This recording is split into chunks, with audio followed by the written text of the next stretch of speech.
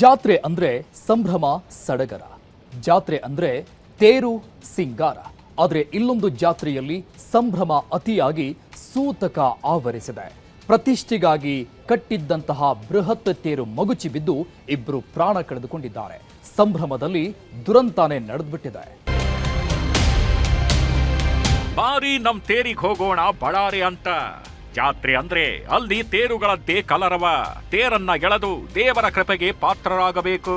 ತೇರಿನ ಮೇಲೆ ಬಾಳೆಹಣ್ಣನ್ನ ಎಸಿಬೇಕು. ತೇರಲ್ಲಿರೋ ದೇವರನ್ನ ನೋಡಿ ಧನ್ಯರಾಗಬೇಕು ಅಂತ ಎಲ್ಲರೂ ಜಾತ್ರೆಗೆ ಹೋಗ್ತಾರೆ. ಜಾತ್ರೆಗಳಲ್ಲಿ ತೇರಿಗೆ ಒಂದು ವಿಶೇಷ ಪ್ರಾಧಾನ್ಯತೆ ಇರುತ್ತೆ. ಆದರೆ ಅಂತ ತೇರು ಈಗ ಇಬ್ಬರನ್ನ ಬಲಿ ಪಡೆದು ಹಲವರನ್ನ ಆಸ್ಪತ್ರೆ ಪಾಲು ಮಾಡಿದೆ. ನೋಡ್ತಿದ್ದಂತೆ ಉರುಳಿ ಬಿತ್ತು ಬೃಹತ್ ತೇರು. 150 ಅಡಿ ತೇರು ನೋಡಲು ಬಂದವರಿಗೆ ಯಮನಾಯ್ತು.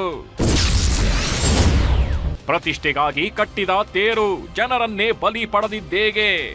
ಎಲ್ಲ ಜಾತ್ರೆಗಳಲ್ಲೂ 1 ಅಥವಾ 2 ತೇರುಗಳನ್ನ ನೋಡಿರ್ತೀರಾ.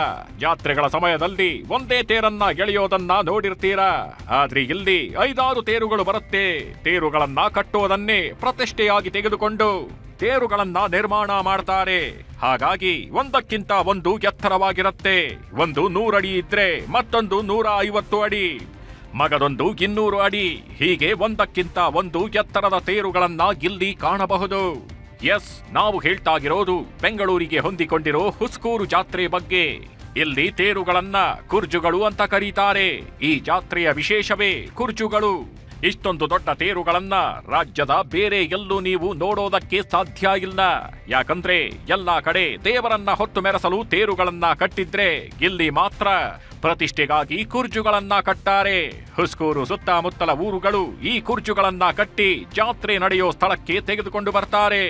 ಒಂದು ಊರಿಗಿಂತ ಮತ್ತೊಂದು ಊರು ತಮ್ಮದೇ ಎತ್ತರ ಆಗಿರಬೇಕು ಅನ್ನೋ ಜಿದ್ದಿಗೆ ಬಿದ್ದು ಇವನ್ನ ಕಟ್ಟೋದ್ರಿಂದ ಇವು ಒಂದಕ್ಕಿಂತ ಒಂದು ಅತಿ ಎತ್ತರವಾಗಿ ಇರುತ್ತೆ. ನೀವೇ ನೋಡಿ ಎಷ್ಟೊಂದು ಉದ್ದಾಗಿವೆ ಈ ತೇರುಗಳು ಅಂತ. ಸಾಮಾನ್ಯವಾಗಿ ಎಲ್ಲೂ ಸಹ ದೇವರನ್ನ ಹೊರುವ ತೇರುಗಳು ಇಷ್ಟೊಂದು ಉದ್ದಾಗಿರಲ್ಲ. ಆದ್ರೆ ಇಲ್ಲಿ ಮಾತ್ರ ಎಲ್ಲಾ ತೇರು 200 ಅಡಿಗಿಂತ ಹೆಚ್ಚು ಉದ್ದಾಗಿವೆ. ಅಷ್ಟೊಂದು ಉದ್ದಕ್ಕೆ ಅದನ್ನ ಹೇಗೆ ಕಟ್ಟಿದ್ರು ಅಂತ ಯೋಚನೆ ಮಾಡುವಷ್ಟು ಎತ್ತರಕ್ಕೆ ಈ ತೇರುಗಳನ್ನ ಕಟ್ಟಲಾಗಿದೆ. ಸರ್ಜಾಪುರ, ಆನೇಕಲ್ ಭಾಗದ ಗ್ರಾಮಗಳು ಈ ತೇರುಗಳನ್ನ ಕಟ್ಟಿ ಜಾತ್ರೆಗೆ ಎಳೆದುಕೊಂಡು ಬರೋ ಸಂಪ್ರದಾಯ ಆಗಿದ್ದು ಈಗ ಆ ಸಂಭ್ರಮದಲ್ಲೇ ಭಾರಿ ಅವಘಡ ನಡೆದು ಹೋಗಿದೆ. ನೋಡಿ ಹೇಗೆ ಬೀಳ್ತಾಗಿದೆ. ಅಷ್ಟೊಂದು ಎತ್ತರದ ತೇರು ಹೇಗೆ ವಾಲ್ಕೊಂಡು ಬೀಳ್ತಾಗಿದೆ ನೋಡಿ.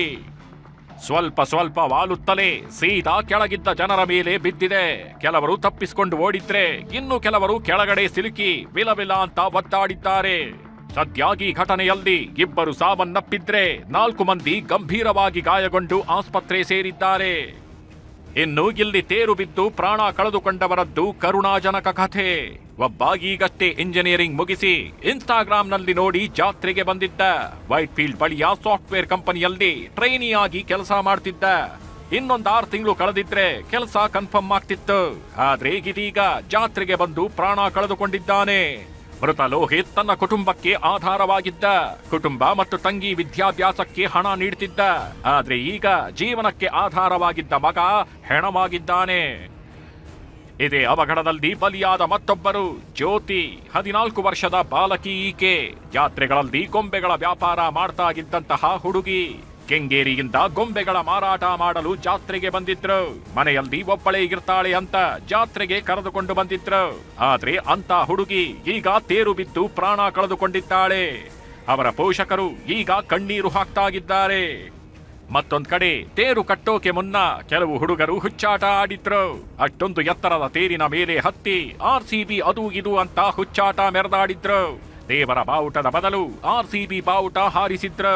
ಇದು ಕೆಲವರ ಕೆಂಗಣ್ಣಿಗೂ ಗುರಿಯಾಗಿತ್ತು. ದೇವರ ವಿಚಾರದಲ್ಲಿ ಹುಡುಗಾಟ ಆಡ್ತಾಗಿದ್ದಾರೆ ಅಂತ ಮಾತನಾಡ್ಕೊಂಡಿದ್ರು. ಈಗ ಅವಘಡಕ್ಕೆ ಇದು ಒಂದು ಕಾರಣ ಆಗಿರಬಹುದು ಅಂತ ಲೆಕ್ಕಾಚಾರ ಮಾಡ್ತಾಗಿದ್ದಾರೆ.